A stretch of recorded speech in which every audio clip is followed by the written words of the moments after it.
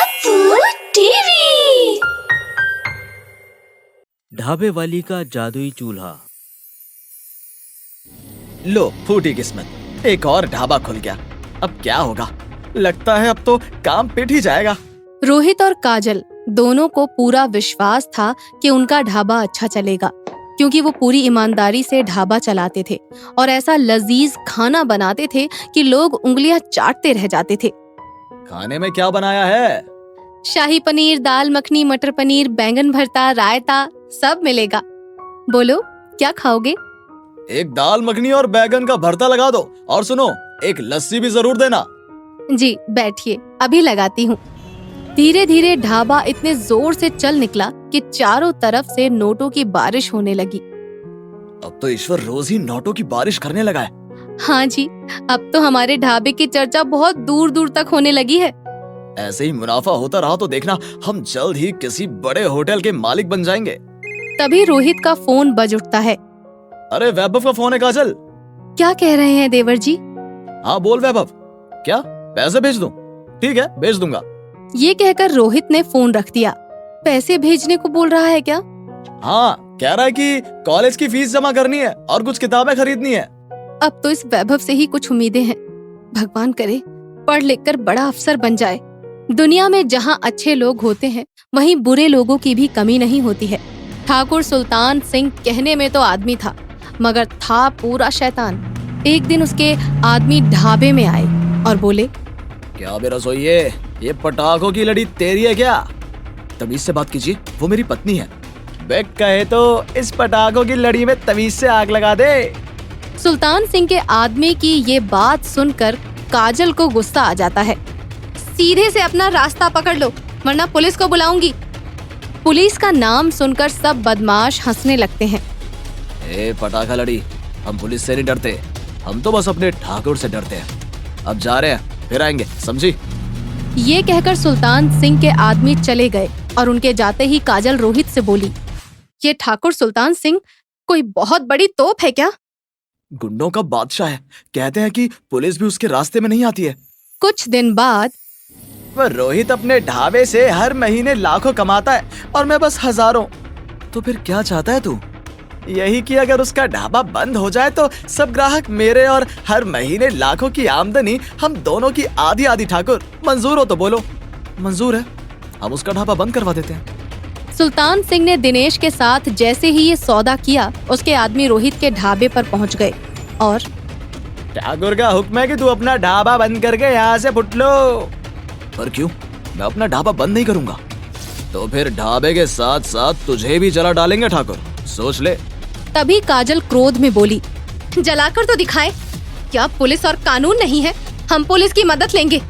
सुल्तान सिंह के आदमी बस हुक्म देकर चले जाते हैं और फिर उसी रात, मेरे पति की जान बख्श दो ठाकुर साहब, उसे मत मारो, उसे जिंदा मत जलाओ, ठाकुर मत जलाओ उसे। ठाकुर की बात न मानने की सजा तो मिलेगी, हरगिज मिलेगी। अब तो ये इस ढाबे के साथ ही चलेगा, राख बनेगा राख, समझी? ये कहकर सुल्तान सिंह हंसने लगा और चलो बे, देखते क्या हो, लगा दो आग। मत लगा आग, मत लगा। कुछ ही देर में ढाबा धूं धूं करके जल उठता है। काजल, काजल, काजल, मैं जल रहा हूँ, मुझे बचाओ काजल। अरे कोई बचाओ, ये जालिम मेरे पति को जिंदा जला रहे हैं। हे भगवान बचाओ। ठाकुर याद रखना, एक दिन तू भी ऐसे ही आग में जलेगा। पुलिस इसे हादसा बताकर फाइल बंद कर देती है और काजल हिम्मत दिखाते हुए फिर से ढाबा शुरू करने की कोशिश करती है। अरे ये तो वही मिट्टी का चूल्हा है। मिट्टी का चूल्हा ले लो बेबी जी, बहुत अच्छा चूल्हा है। पर हमारे यहाँ तो सब काम गैस पर होता है। तो क्या हुआ, एक चूल्हा तो रख ही लो और हम माँ बेटी को खाना खिला दो। बहुत भूख लगी है बेबी जी। काजल उनको खाना खिला देती है और वापस जाते समय वह औरत फिर से कहती है, देखना बेबी जी, एक दिन ये चूल्हा तुम्हारे बहुत काम आएगा। अब तो बस यही चूल्हा बचा है, मैं इसी पर खाना बनाकर खाऊंगी। ये कहकर काजल चूल्हा जलाकर उस पर खाना पकाने लगती है और तभी एक बस आकर रुकती है। क्या कुछ खाने को मिल सकता है? हाँ बैठो शहरी बाबू, मैं खाना लाती हूँ। ये कहकर काजल उसको खाना लाकर देती है और उसे खाना खिलाने के बाद सोचने लगती है, थोड़ा सा तो खाना बनाया था, वो इन बाबू को खिला दिया, अब मेरे लिए तो खाली बर्तन ही बचे हैं। चलो उन्हें धोकर मांज कर ही रख दूं। ये कहकर काजल जैसे ही बर्तनों को देखती है तो दंग रह जाती है। अरे ये क्या देख रही हूं मैं? ये बर्तन तो अभी खाने से भरा हुआ है, इनमें से खाना लेने पर भी खाना कम नहीं हुआ। ये कैसे हो सकता है? तभी काजल कुछ सोचकर मन ही मन खुश हो जाती है। अरे ये तो जादुई चूल्हा लगता है, अब तो मैं अपना ढाबा फिर से शुरू कर सकती हूँ। हाँ। ये कहते कहते उसे वैभव की याद आ जाती है और वो उसे फोन मिलाकर पूछती है, वैभव कैसे हो तुम? पैसे भेजूं क्या? नहीं भाभी, बस ये बताओ कि तुम और भैया ठीक ठाक तो हो ना? हाँ हाँ, हम दोनों ठीक ठाक हैं, तुम अपनी पढ़ाई पर ध्यान दो। ये कहकर काजल रोने लगती है और समय बीतता जाता है। काजल जादुई चूल्हे पर जो भी खाना बनाकर लोगों को खिलाती, शाम तक खत्म नहीं होता। ऊपर से खाना इतना स्वादिष्ट बनता कि लोग उस खाने की बड़ाई करते नहीं थकते। इतना लजीज खाना तो पहले कभी नहीं खाया, देखना आपका ढाबा फिर से चमक उठेगा। शहरी बाबू, ये सब करिश्मा मेरे इस जादुई चूल्हे का है, शायद ईश्वर का वरदान है मेरे लिए। तभी सुल्तान सिंह के आदमी ढाबे पर आकर काजल को धमकाने लगते हैं।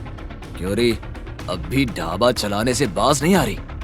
लगता है तुझे भी तेरे पति के पास भेजना पड़ेगा। आज के बाद यहाँ आकर बदमाशी दिखाई तो तुम सबको सबक सिखाऊंगा, समझे? अब इसे अकेला मत समझना। दिलीप हट्टे कट्टे शरीर वाला जोशीला नौजवान था, इसीलिए उसकी धौंस काम कर जाती है और बदमाश वहाँ से भाग जाते हैं। आज के बाद तुम्हें कोई परेशान नहीं करेगा। आप दूर ही रहो शहरी बाबू, वो सुल्तान सिंह बहुत कमीना आदमी है। मैंने शहर में ऐसे बदमाश बहुत देखे हैं, तुम चिंता मत करो। कुछ ही दिनों में जादुई चूल्हा और शहरी बाबू की मदद से काजल का ढाबा फिर से चल निकलता है, मगर दिनेश का काम पहले से भी ज्यादा खराब हो जाता है। इतना बड़ा कांड करके भी क्या हाथ आया? रोहित के मरने के बाद भी उसका काम मुझसे अच्छा ही चल रहा है। इस तरह कुछ दिन और बीत जाते हैं और फिर एक दिन दिनेश के ढाबे से गोलियों के चलने की आवाज आती है। ये दिनेश के ढाबे में गोलियां कौन चला रहा है? पुलिस और सुल्तान सिंह के बदमाशों के बीच गोलीबारी हो रही है। कोई नया एसपी आया है। अच्छा, नया एसपी? हाँ, नया एसपी। कहते हैं उसने शहर से बदमाशों का सफाया करने की कसम खाई है। अब तो सुल्तान सिंह की भी खैर नहीं। ये सुनकर काजल की आत्मा खुश हो गई और वो मन ही मन सोचने लगी, आखिर भगवान ने जालिम ठाकुर को मारने वाला भेज ही दिया।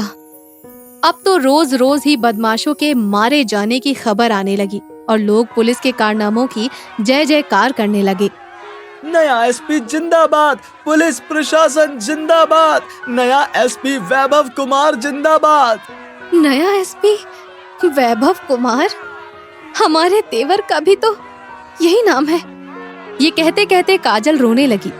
काश ये एसपी वैभव कुमार मेरा देवर होता।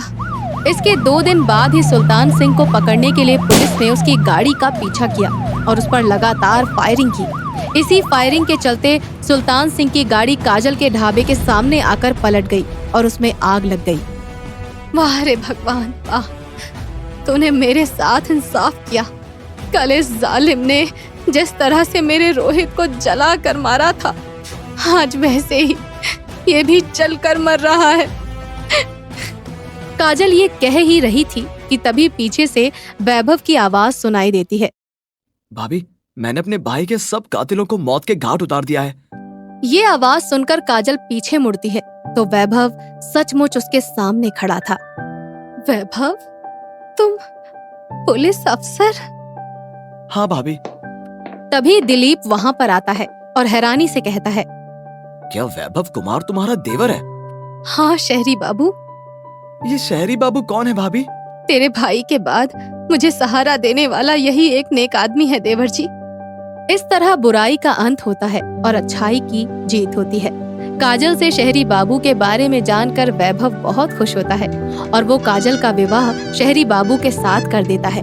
और फिर वो दोनों रोहित के नाम से एक नए ढाबे की शुरुआत करते हैं।